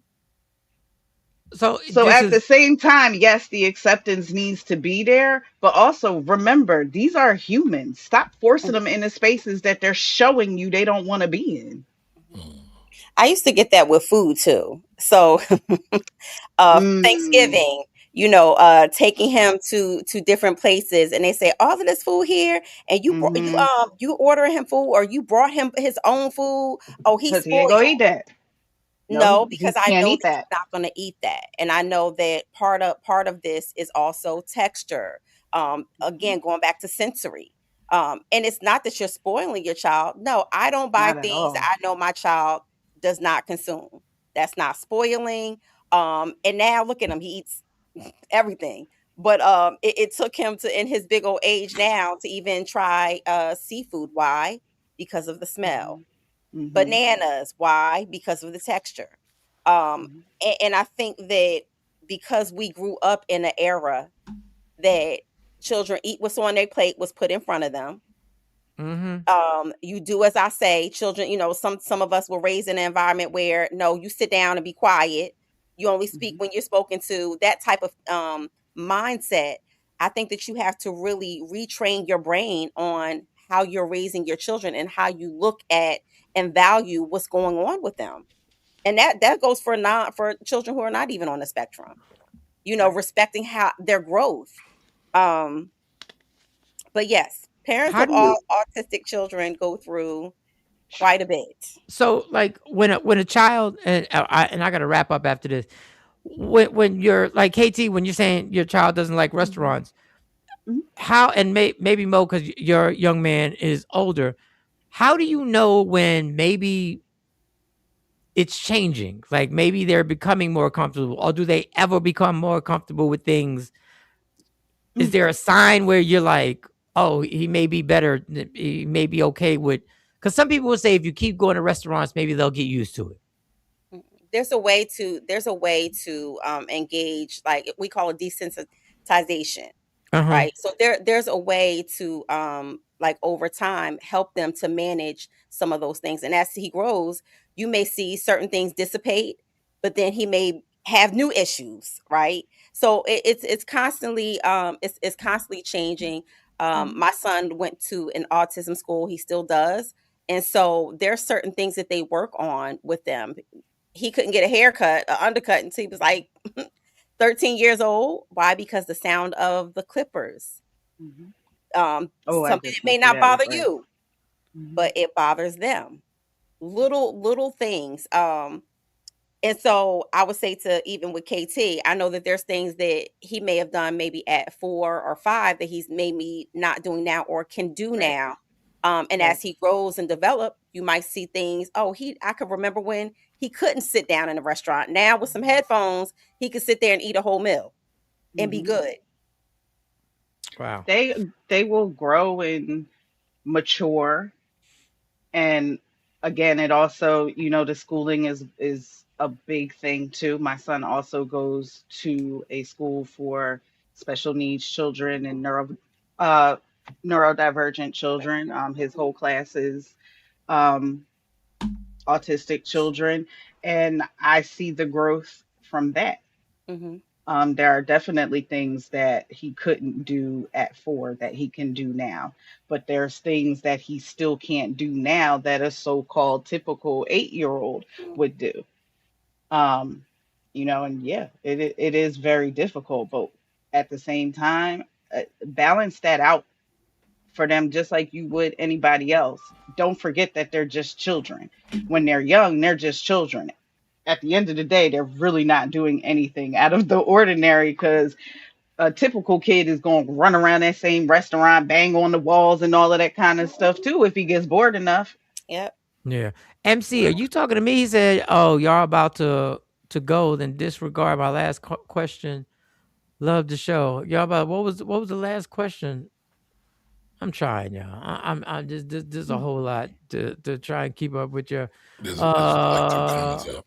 He had a comment, 2 comments up from where you're at, Mike. I can barely hear the guy in the bottom right corner. It's just no. Nope. Kamari be low. He got to keep that mic closer to him. Will do. There you go. What is so stemming? Okay, so stemming is like OCD behavior, but in a child, people may think it's acting out. Is that a correct comparison? Kinda. When we Kind talk of. about certain things of OCD, because that is definitely a different diagnosis in itself, and Right. some autistic children can have a dual diagnosis. Well, most of them do have dual diagnosis, and one of Hmm. them could be OCD, um, but certainly not synonymous with autism spectrum disorder. I mean, it's basically how It's children a process repetitive things. movement. Repetitive movement, Yeah. It's not necessarily OCD, but right? yes, it's a repetitive movement or sound or something. But that's how they're processing, and that's how they're Mm-hmm. moving through and working through a thing a lot of times. Yep. All right. Well, I don't know. Well, I'm glad we got here. I don't know how we got here. We were doing single moms under attack. We was transgender dolls, and the agenda. And there was a drug kingpin on the campus of Penn State that got busted for running a RICO, and the neighbors love him. Two of them. And two of them got busted, and Penn State got and we got to autistic parents and children. And hey, I'm glad we're able to do things like that by mistake, and I'm glad we're able to inform people who may be going through it, who don't want to comment on it, or maybe are just listening. Even MC T getting some information. So we'll be back at it tomorrow. I want y'all to have a great day. Kamari, I'll call you later. Everybody have a great day, man. Have a great day. Be present. Be present in the moment. I'm going to force myself to have a great day. I'm going to my high-paying job, and I am going to literally engage with every customer, and I'm going to talk to them and ask them questions about how everything's going. I'm going to talk because I really don't feel like it, but I will. Today's going to be a great day. Love me for who I am, not who you want me to be. I can never be that. Understand there's only one thing in life that's guaranteed it will end. So enjoy every minute, every second. You fight for everything in your life. Fight for your happiness. Never let anyone or any circumstance take it from you. God got me. God got you. God got us. For Michael, Sean, J Black, Sexy Mo, Kamari. Kamari, you need to hop on tomorrow for a Friday and have fun. You need to hop on so we can have fun tomorrow. Fun. Let's have fun. Let's talk some shit tomorrow. Let's have a good time. Even if we talk about transgender dolls, let's just joke about the transgender dolls. Let's have a good time tomorrow. From KT, Sexy Mo, C Chung, Amani, to everybody who rocks out with the show. Thank you, Nikki White Chocolate, for joining the show. I would like to give myself some props. I did reach out to Nikki and say, Nikki, where the fuck you been? How are you, girl? And Nikki popped on. She said her sleep's been off. We are gone. Gone, name. Michael, Sean, and the Takeover Legends, where the truth hurts, but also makes you laugh.